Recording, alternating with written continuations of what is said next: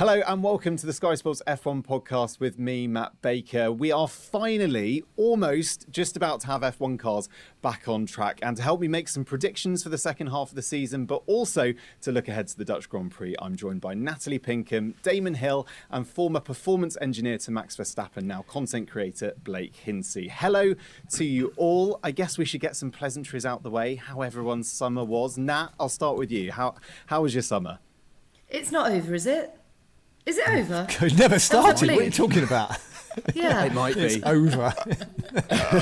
It was over before it began. We had about 3 days of sun, didn't we? Yeah, but listen, I loved it, loving it, will love it. I don't believe it's over.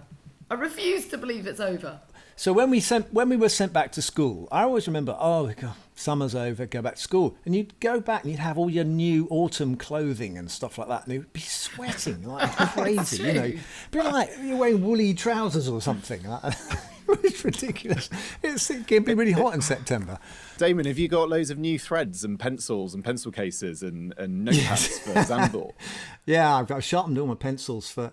Well, I haven't been to a race since Austria, I think it was. So that was hot, Austria, and sunny. But yeah, so I haven't been for a while. And I've never been to Zandvoort for Formula One. So this is going to be fun for me because obviously it's a max, bedlam is what I expect it to be like. You know, it'll just be utter chaos and everything orange. And I know that the guy who's running the event has asked people not to use orange flares, but that's just like an invitation to use orange flares, isn't it? I mean, when he said, bring more of them, please. Yeah, I mean, so unlikely that's going to happen.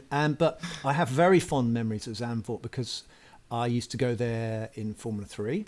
It was one of our away trips for the British Formula 3 Championship. We had two races. One was for overseas races. One was Zandvoort and the other one was Spa. And I won both of them. So I have very happy memories of Zandvoort. It was slightly in its old configuration, but it was perfect for F3 cars and a lovely track to drive on. And when we did after our testing, we'd go to the beach afterwards. It was fantastic. What a life. Damon, did I remember seeing a tweet where did you hit a bird at Zandvoort? Yes, no, there was the first lap. This is very sad. So anyone who's sensitive with regards to anything to do with animals and cruelty and stuff like that, you have to put your fingers in your ears and don't listen to this bit. It's horrible. But basically we all rounded this lovely sweeping hill dune round the back. We came round the corner, the fast one at the back, to see a family of, I think they were geese or ducks crossing the track. And to my eternal credit, I tried to take avoiding action and took to the grass. But everyone, you imagine there's 5 Formula 3 cars on the first lap of a race suddenly trying to avoid all these ducks crossing the road. So there were a lot of feathers. It was a bit like a pillow fight, unfortunately. So it was a bit tragic. Oh. Yes. Yeah, we sadly know how that story ends. Very good. All right, well, let's move it on from that and to more positive things. Because look, we've got the second half of the season coming right up, and I'm going to shout out James Galloway, who wrote a brilliant article on the Sky Sports website to whet your appetite for these upcoming races. We've got races on 4 continents in 9 different countries. We've got the first ever Las Vegas Grand Prix, 3 double headers and 1 triple header. We've got 2 street tracks, 3 sprint weekends and early morning and prime time evening UK races. There is so much to be excited about. Blake, what are you excited about in the second half of the 2023 season? Suzuka, always Suzuka. And Austin and honestly Vegas looks super exciting. That is going to be a spectacle. Love it or hate it. It's going to be wild. I don't think I'm going to love it, but I'm looking forward to seeing what it's about. But yeah, I think that's something to look forward to, and I think some of your questions might lead into some of the other things I'm looking forward to, the best of the rest competition, really. Yes, the non-Max Verstappen Championship, to coin Ted Kravitz's phrase. Nat, what about yourself? What are you pumped for the rest of 2023? I think that's the point, isn't it? Shift it away from the emphasis that is the max domination and accept that is history being made, and we'll look back and reflect and feel lucky that we were able to witness it, be a part of it, enjoy it. And then Yeah, go for locations over anything else, because we are going to some absolutely cracking racetracks. I love Singapore. I love Suzuka. I cannot wait for Vegas. So there's much to enjoy in the latter stages of the season. Damon, Vegas, is that top on your must-see list for 2023? We watched Casino, the film, with Robert De Niro and stuff. So Vegas obviously has got a very fruity history and reputation, and so I have been to Vegas once before, a couple of years ago in January, something like that. So I hadn't been before. So I'm looking forward to see what it is all about. I mean, it is showbiz capital of the world, and there's all this kind of reputation that it carries with it, and so now Formula One is going to put its head in the lion's mouth and see whether we get spat out or whether they take to it and love it. But at the moment, the feeling is that America has really taken to Formula One, and they're desperate to get to Vegas, and so it should be a good vibe.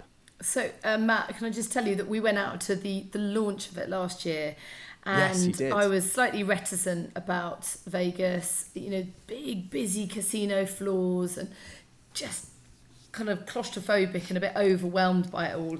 And my husband's a big fan of Vegas. I can't imagine why, but he has been many times, and he said to me, just go, you'll have a great time, just enjoy it, go for it. And we all went to this bar on the first night, and I rang him and I said, look, quite frankly, this is really tacky. I don't like it at all. I want to come home. It's terrible. He said, oh, for God's sake, you take yourself way too seriously. Look, I tell you what, I'll tell you a really classy, cool place to go. And it has got a giant chandelier in the middle, and you can't fail but to love the place. As I looked up, I saw a giant chandelier above my head. I was already in the one place, he said, that I would find classy. It was not. And that was the place I rang him from to say it was seriously tacky. Anyway, at that point, I had a change of mindset. I said, you know what, I'm not going to take this too seriously, take it with a massive trowel of salt. I had one of the best weekends of my life. After my wedding, my children, we had a blast. It was brilliant. And I think that's the key. You just have to go into it with a very different mindset to anywhere else on planet Earth. Kitsch is probably a better word. We'll have to. So I know what you mean when you say tacky, but maybe. But Blake, you sound like you're from the United States. So you from America? Yeah. So you go all the time then, right? I've never been to Vegas. You've never been to Vegas. I've okay. never been to Vegas. Been? I'm like you. It's one of those places that, like, the gambling and all this stuff and the showbiz that doesn't really appeal to me. So I'm like, okay, this is gonna be interesting. But if somebody was like, hey, we'd like to bring you out to the event, and I'd be like, oh yes, no, I'm totally not going. No, I'm going for sure. Somebody's Old rubber arms over here. yeah, He'll be persuaded. I'm not the kind of guy that can afford that kind of event. That's going to be a little bit of a spendy event. Honestly, if I could pick one, I'm going to go to Austria or something. Have a nice schnitzel in a village somewhere, go ride my bike in the mountains, and go watch the races. We offer all sorts of variety of experience with Formula One. Exactly. So that's the great thing. I mean, Natalie was talking about Singapore. I mean, it's a fantastic setting. The whole thing looks spectacular. So I think from a visual point of view, it's going to look amazing being held at night at Vegas. Of course, that's when it all comes alive anyway. So it will be brilliant. I don't know what to expect, but I'm sure it's going to be us TV spectacular. And another thing is all of those events that are in the city, assuming you're staying near the event, the convenience of walking to and from the circuit as a personnel or a fan or everything else. The stands vacate after the session. You go straight to a bar or restaurant like Monaco, Singapore. Those events are a lot of fun. But I think Natalie's going to say something Well, contrary to that. my only concern though, Blake, is whether we may lose a few people on the way back to the track. If you've got to walk through a casino floor, it could be dangerous. Discipline is always important. Discipline is key. Do you have it's Thursday night? Do you have that extra beer or not? I don't know. Do you hit the slot machine for 12 hours? I don't know.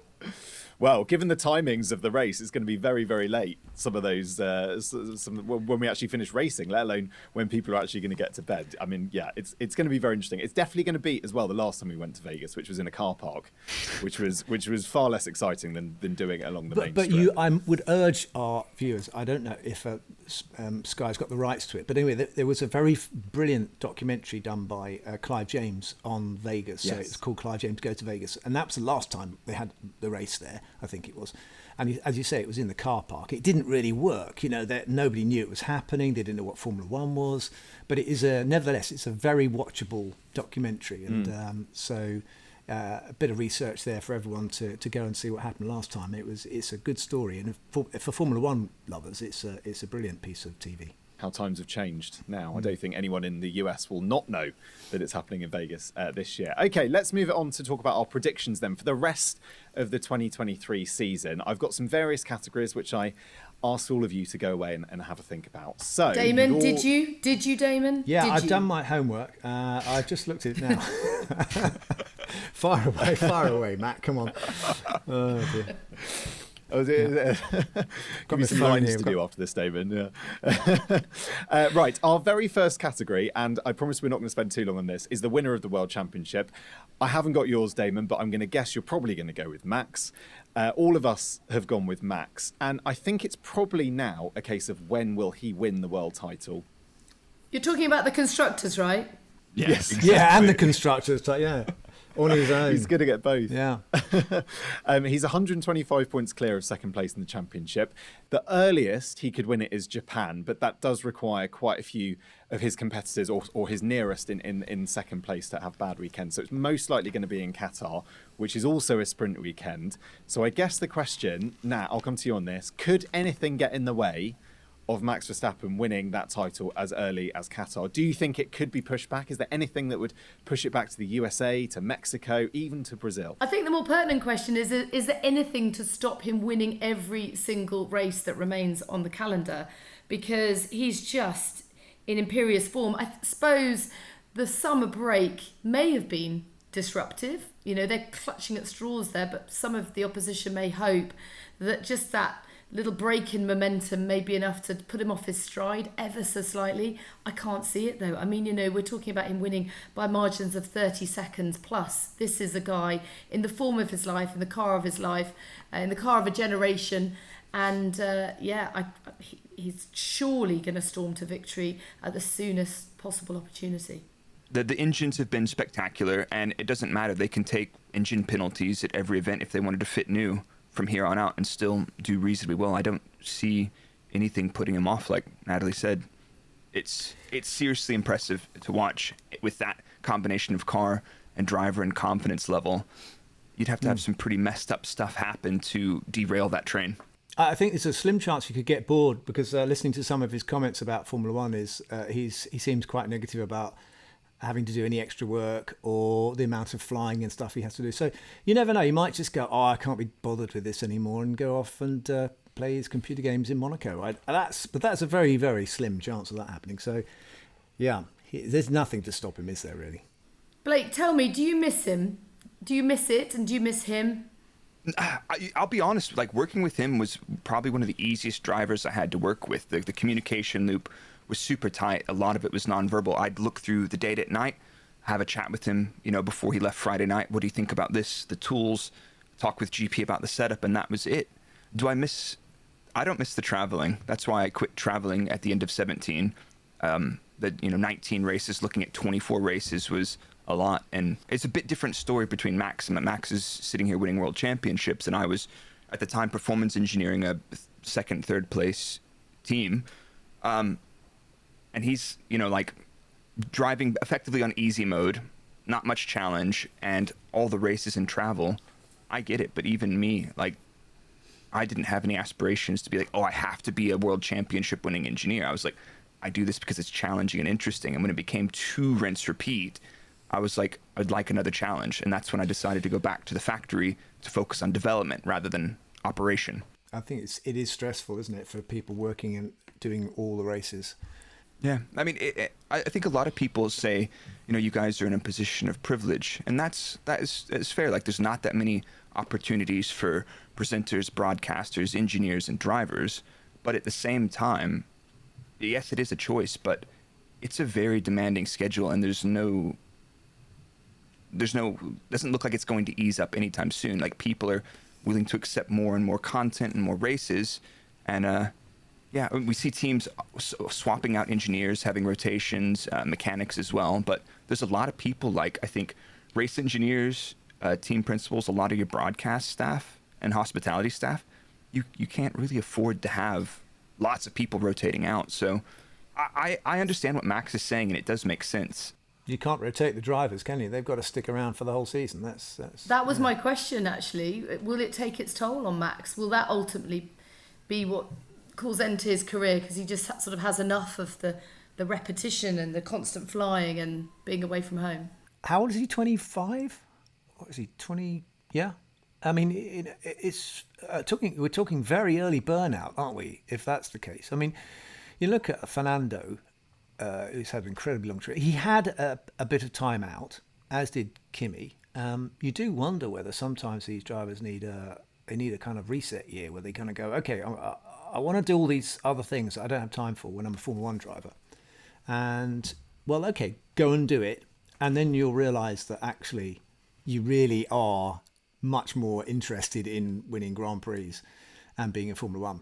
And the guys who've come back have really kind of, I think they've hit the ground with more enthusiasm than they had before they were doing it. So I'm not sure about all his talk of getting exhausted and there's too many races. I think that, yeah, it looks great on the outside if you want a break and you want to, go on your boat and lounge around in Ibiza or whatever it is.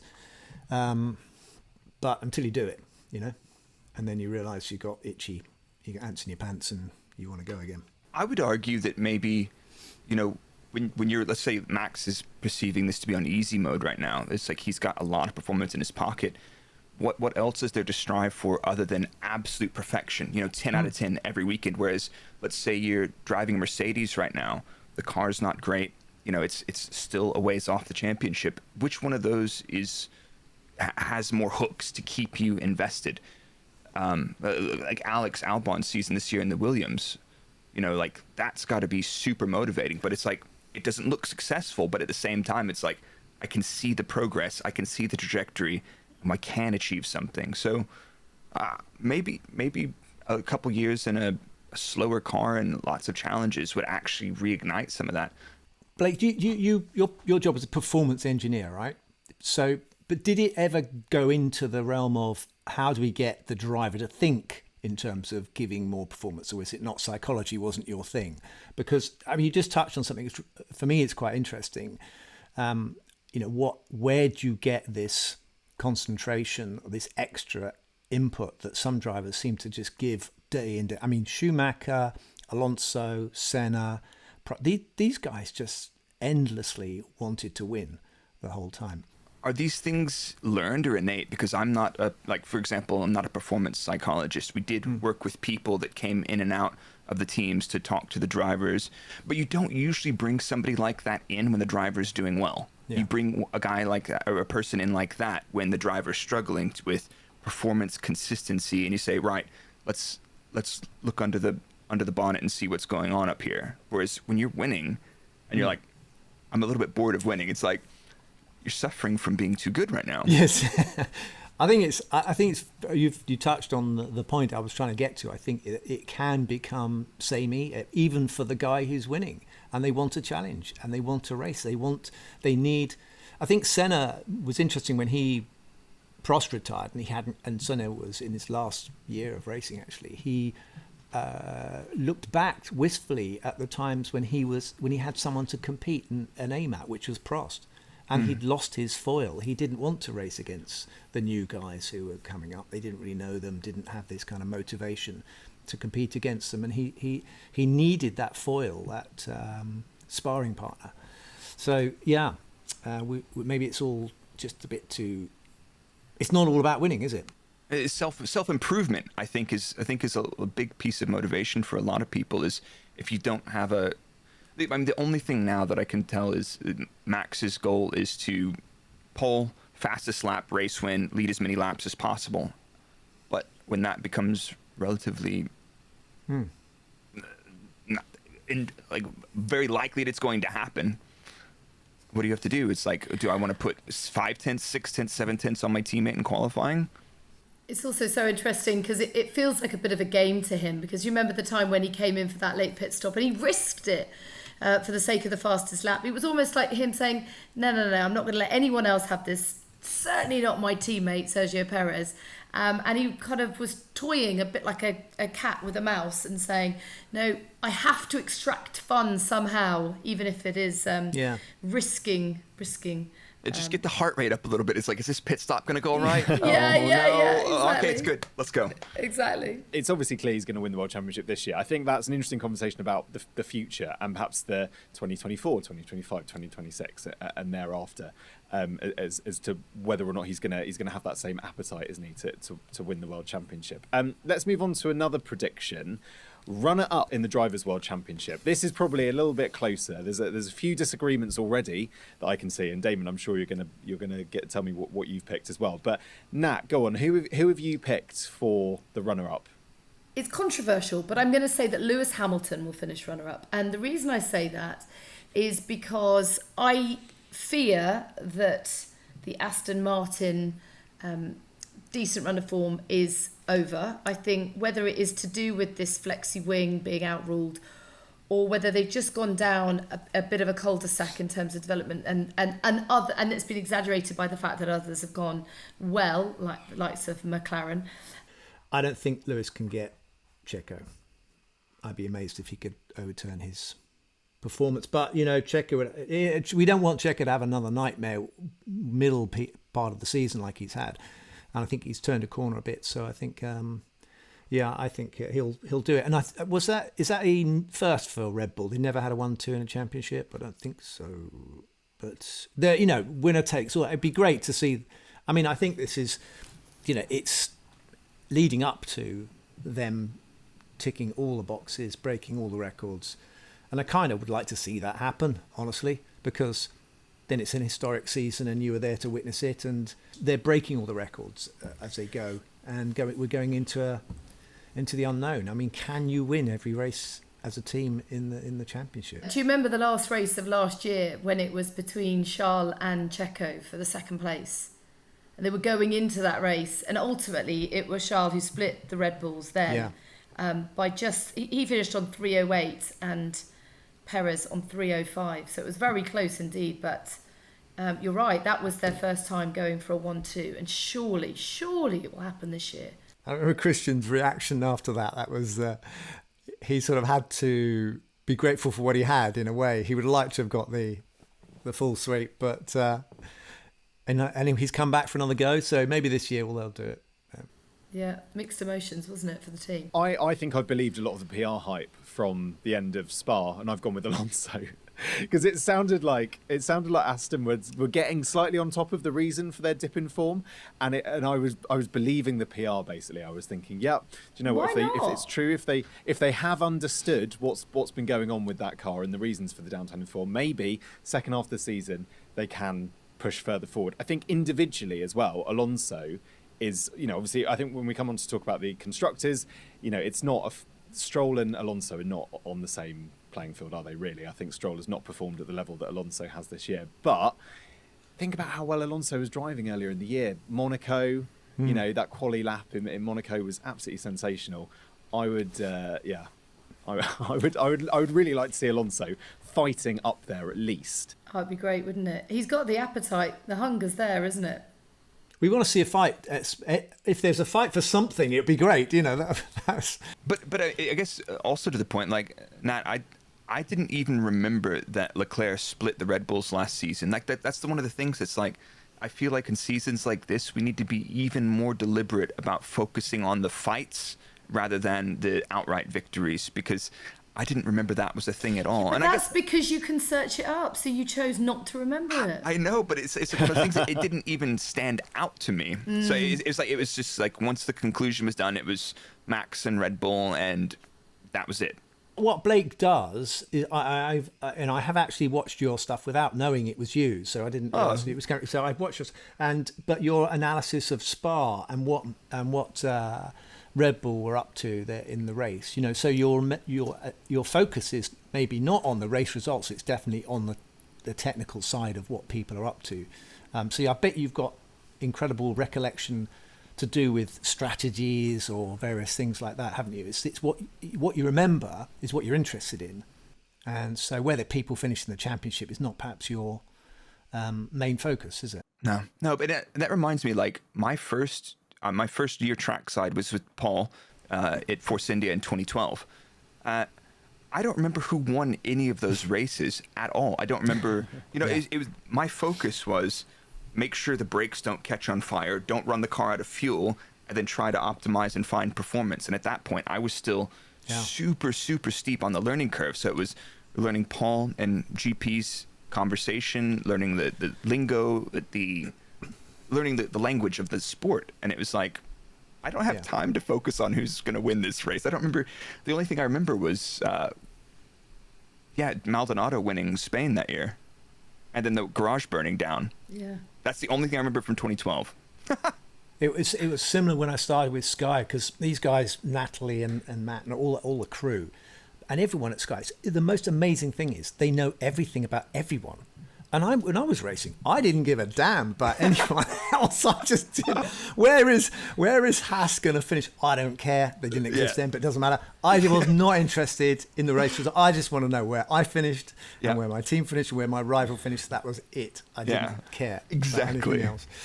So anyway, moving on. Matt, I'm not going to take over your. Actually, to be fair, leads us on to the Constructors Championship. Who's going to win the Constructors Championship? Again, I think we're all going to go Red Bull. Blake, you went Red Bull, then Max, as we alluded to earlier, which I think is quite funny. And Natalie stole that one. Championship.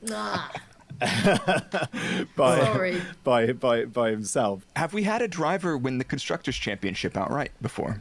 But if there's been a driver that has qualified to win the Constructors before. On their own, is this going to be the most points scored relative to the drive? Is Max going to be the most in the lead of a championship ever? As Blake was saying, we're having more races than before, so the points thing is a little bit. You have to kind of average it out, compare it to a season, a percentage of a season points available. But I was thinking back to the dawn of Formula One, and some drivers would have won the Constructors on their own because there wasn't a Constructors Championship until 1958. So they brought the Constructors in later. Originally it was purely a Drivers' Championship, and a driver could go from one team to another and take the points with him. So that's tricky. Yeah, and I would much prefer it to go back to that old system, because I think that would make it really interesting. Can you imagine? Like, Lewis going, I'm going to drive for Red Bull now. Or, swapping about during the season. That would be brilliant. Once Max locks up the Drivers' Championship, he goes and drives the Toro Rosso, and they give Yuki a couple races in the Red Bull machinery. Okay, so all agreed that Red Bull are going to win the Constructors' Championship. Let's move it on to talk about the runner-up in the Constructors' Championship. Now, Nat, you've gone Mercedes. They've got a decent stretch. I mean, there's still 256 behind Red Bull, which is astonishing, isn't it? So their gap to Red Bull is greater than the total amount of points that they have, which is 247. But I don't know, I just feel like things, there's been a few false dawns, but I feel like things are starting to click at Mercedes, and just to go along with my Lewis theory about being runner-up, I've got to therefore go with Mercedes. And who also hasn't signed his contract as far as we know. We always had a joke, like whenever there was a driver signing or contract or something that happened within the teams I was working at, the first place you hear is on the TV or on Twitter or on Autosport. You never hear like an internal publication or anything. It's like, nope, Autosport have said it must be true. So Tannoy in the factory going, we'd just like to announce your current driver will no longer be with you. Say goodbye. They're leaky. Their factories are very leaky, aren't they? Let's be honest. But, people talk. Good. You engineers, you'll chat amongst yourselves. I know. And across teams, it's like, hey, you heard so-and-so's leaving. Shame for that. Oh, well. That's how we find out. Blake, tell me why you've picked Mercedes as a runner-up in the constructors. You can't see the likes of Aston, Ferrari. I mean, even McLaren, if they had a stellar, pardon the pun, brilliant final 10 races, you can't see them getting there. So looking at, and we'll come back to most improved and stuff, but I think it looks like McLaren have definitely turned a corner, whether or not they can sustain that and develop it. Because one of the biggest things we look at is we kind of look at the performance of the season, like the fastest car is stationary, but realistically, everybody's developing the entire time. And at some point, the aero testing restriction will clip into Red Bull's development and they'll shift focus to next year's car. But I think Mercedes have been extremely consistent and on the development curve, but they haven't found any outright huge chunks like Aston found over last season to this season, or like McLaren have found since Austria. Like that is a genuinely huge improvement in performance. And if I look at teams that have found the most performance from the start up to Spain and then after Spain, Red Bull actually made some reasonable gains in low speed performance.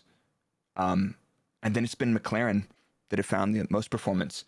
Mercedes have been very consistent, keeping up with, the average pace and development. So I don't see them slipping. They know what they're doing. They're just trying to develop out of a hole from a bad philosophy, and that just takes time. But I think if there's a team that's going to do it, it is Mercedes.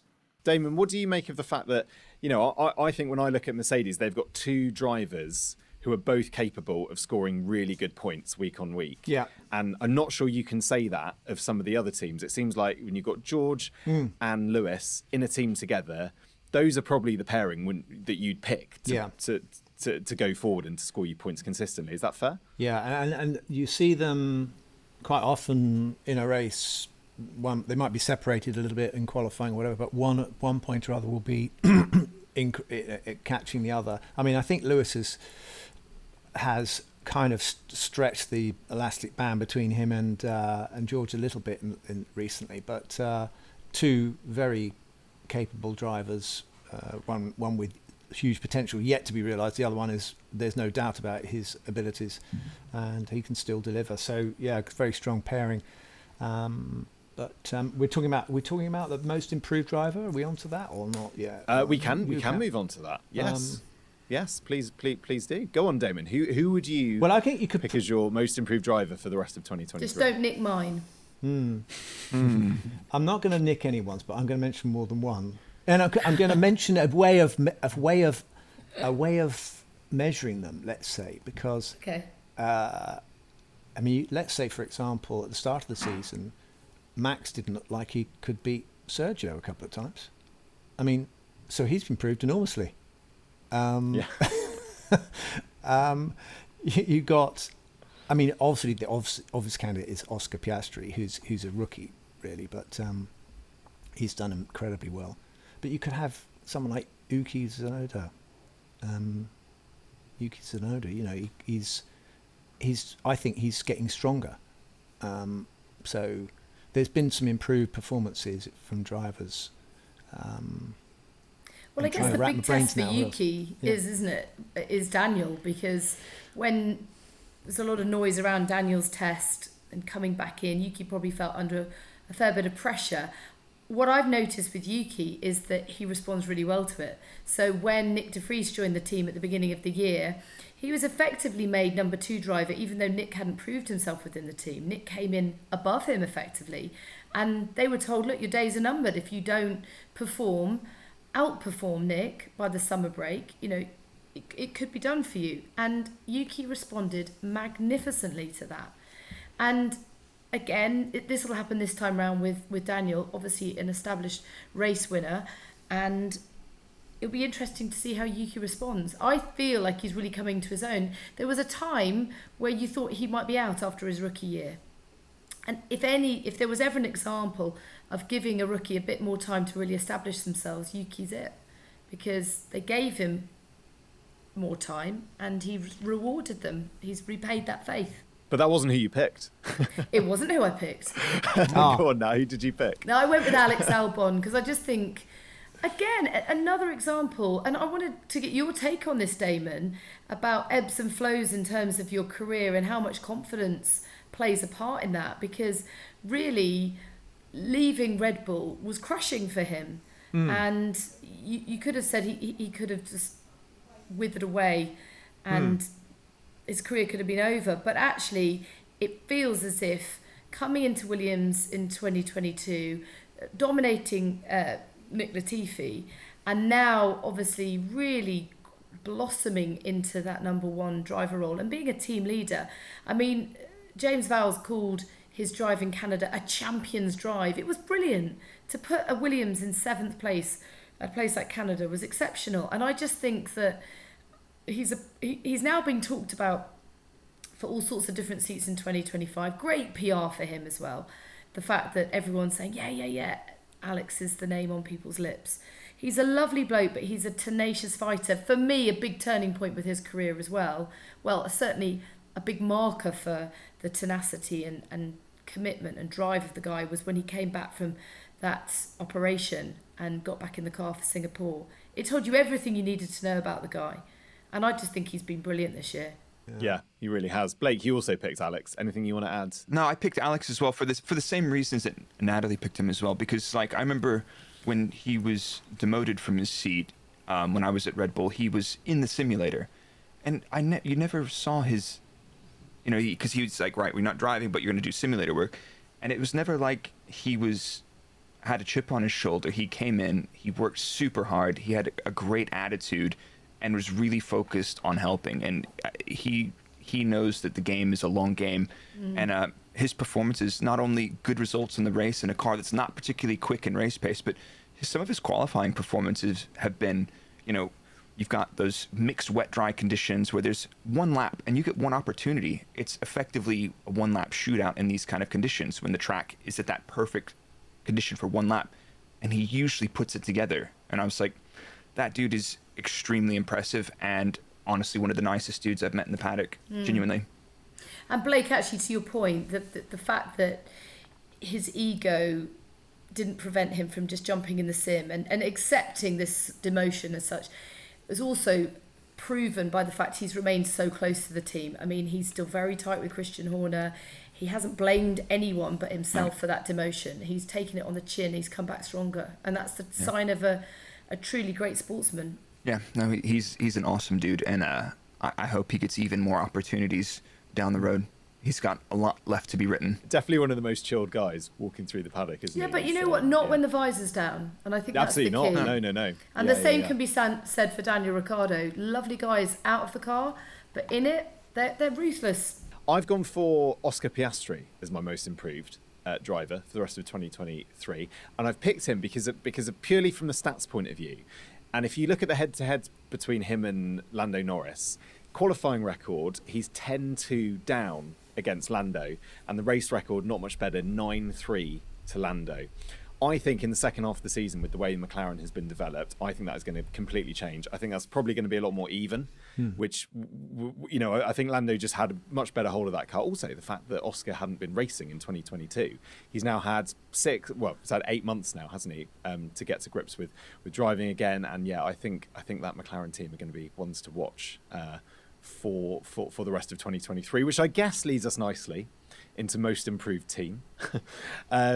And Damon, come on, let's come to you. Who have you picked? No, I think you've got it on the money there completely. I think McLaren is the most improved team. I mean, they've looked like they were going to do things, and then it sort of withered away, and they ended up with almost qualifying on the back row of the grid for some of the races this year. And then now they are able to get on the front row. And with two fantastic drivers who we just talked about. I mean, it's easy to get carried away with Oscar. Lando is still, he hasn't lost any of his talent, and he's still the guy to beat, I think. So in that team, so they've got a lot of a good future ahead of them, I think. Blake, who did you pick? I picked, so from last season to this season, Aston Martin was the clear one, but they seem to have fizzled out a little bit, and maybe they've had some changes to either flexi wing or getting lost in some philosophy changes. But I think it's McLaren by far. Like the performance improvements are any way you slice that, it's very clear how much they've improved. And digging deeper into the numbers and the data behind it, a lot of teams have struggled to keep up with the development rate of the front runners. AlphaTauri, Alfa Romeo, even Williams, despite having some good results, like nobody's keeping up with the Red Bull, Ferrari, and Mercedes are kind of like the teams that are setting the par for development. And Aston Martin have fallen away in the second half, but McLaren's performance change is huge, especially with that driver pairing, which seems to be extremely strong. Yeah, that's a really good improvement, I think, and I think that's the story of the season, or the mid-season at least. Yeah, agreed. And I think actually the season has been very well managed outside the car for McLaren. They spoke from the off about how they hadn't hit their winter targets, so they were able to manage both the fans and the drivers' expectations as to what was going to be possible. And then just to come back the way they did, I mean, to think that Lando had 3 P17s earlier this season, and now he's getting frustrated if he's not on the podium. I mean, this is an exceptional turnaround. It's not unprecedented, but I think it is unprecedented in the hybrid era. I mean, you can look back at the likes of 2003, 2006, 2009 in terms of great comebacks from McLaren themselves, Williams and Honda. But actually, in the hybrid era, has there ever been such a great comeback? There was the Racing Point brought their B-Spec. I can't remember what year that was. It must have been, the 2019. They brought the B-Spec mid-season, which was a big step, but I don't recall what that jump in performance looked like, because McLaren's, like you said, I did this. So Daniel had a terrible season last year in the McLaren for sure, but this year in the first half of the season, Lando's average finishing position was actually worse than that, or very close to it. So it's like it's gone from bad to worse. But I think, like you said, it was good that they managed the expectations by saying, technically, we've missed our targets, and here's what we're doing to improvement. And I think that was good. Where some teams like, we don't know what's happening. Yeah, it was clever. Matt, I'm gonna throw something in here. I hear what you're saying about Aston Martin, but they haven't improved during the season. They improved over the winter. That's the difference. And very difficult to turn a team around during the season, and that's what Mercedes have done. McLaren have done. Mercedes haven't done it, is what I'm actually. They've not really, but they've done a little bit, but they've not done enough. Mercedes, maybe the expectations are far too high for Mercedes. The difficult thing, Damon, is charting the progress relative to others. So you might get a boost. There may be teams that think that they're making real strides, but because others are doing more, it kind of negates at least what the fans see. I mean, it must be frustrating. And I think that's to your point, isn't it? How difficult it is to do it in season when races are coming in thick and fast week after week.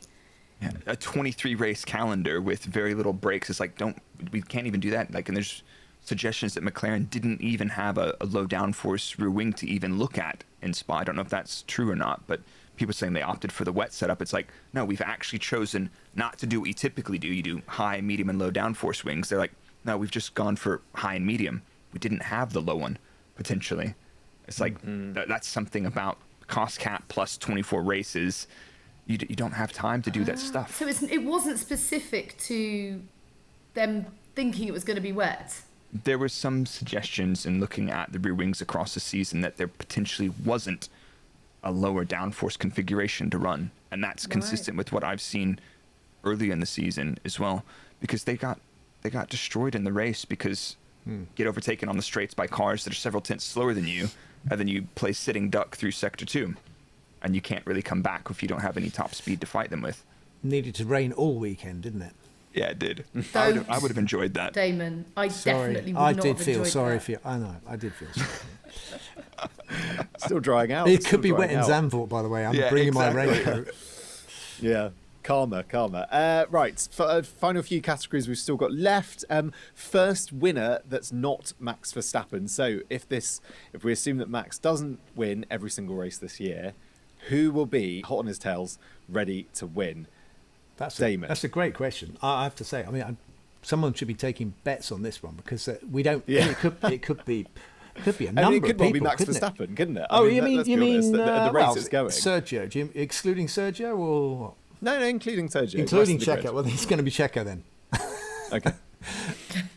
Oh dear, how disappointing! I know you're hoping someone other than a Red Bull driver. Yeah, go on. Well, yeah. Well, Nat, you've gone someone other than a Red Bull driver. What You've did I Okay, let's say? say excluding a Red Bull. You've gone with Lewis. Who Oh, else? okay. Because Oh, I have to be consistent with my theories, don't I? Yeah, you are yeah. very I mean, consistent. he's Yeah. gotta win something in order to fight his way up the championship. In order for Mercedes to stay second. So if my theories don't make any sense if I split them. No, that's fair enough. Yeah, Lewis obviously would be a very, very popular winner. Blake, what about you? I think there could be probably 4 drivers that could do it in the cars and in the pace and situations. But like we said before, Max is going to have to suffer a misfortune for anybody to win it outright. Fine, but I think I'm going with Checo as that. But honestly, looking at recent events, before the break, you would have said Alonso possibly, Lewis certainly, one of the McLarens. That's impressive. Or one of the Mercedes drivers. But I'm going to go with Checo. That's the point, isn't it, Blake? That we have got that to be excited about. We just don't know. We can't call it. Yeah, exactly. There's always a race, Yeah. isn't there? There's always a race in a season where, I mean, you remember Ocon?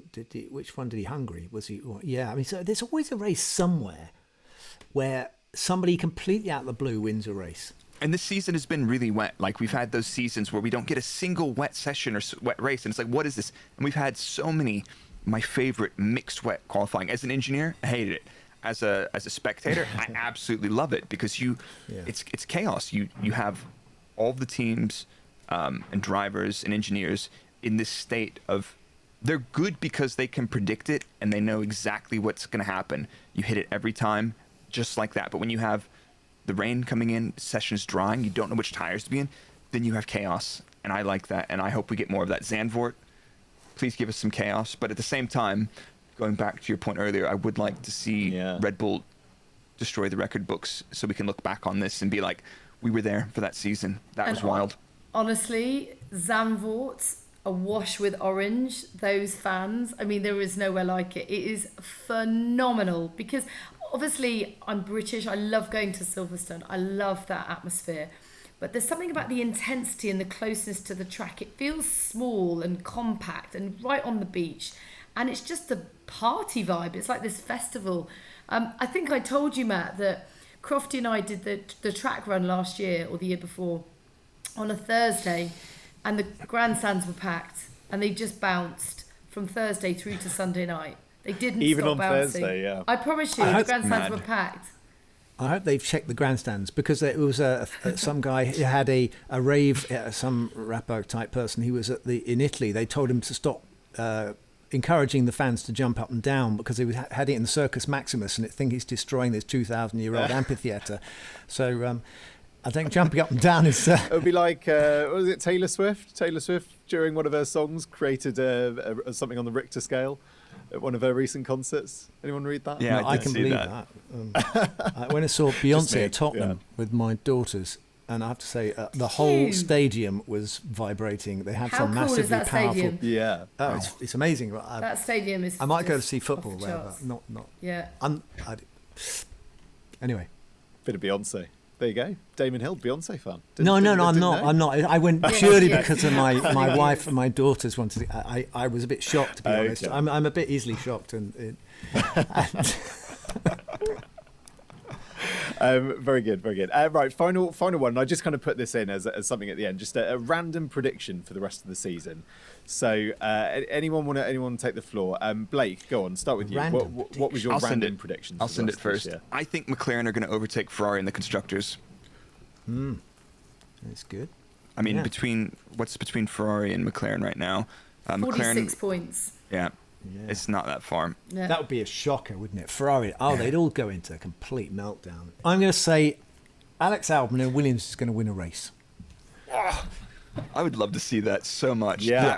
That would bring me the most joy of anything that could happen this season. You see, I'm the bringer of joy. Which race? Go on. If we had Mystic Damon, which race would it be? I'm going to say Monza because they need a fast track. They need a slippery track. And actually, he was so gutted to miss out on Monza. That's when Nick jumped in for him and scored points. What a story on it would his debut, be, wasn't it? And he knew that the Williams would go well there, and he had to miss the race. And then that's why he was so determined to come back for Singapore. I'm going to say McLaren's going to get a handful of podiums in the. I don't think that's even that bold a statement prediction, but I think they will. I think Oscar and Lando will be on the podium before the season's out.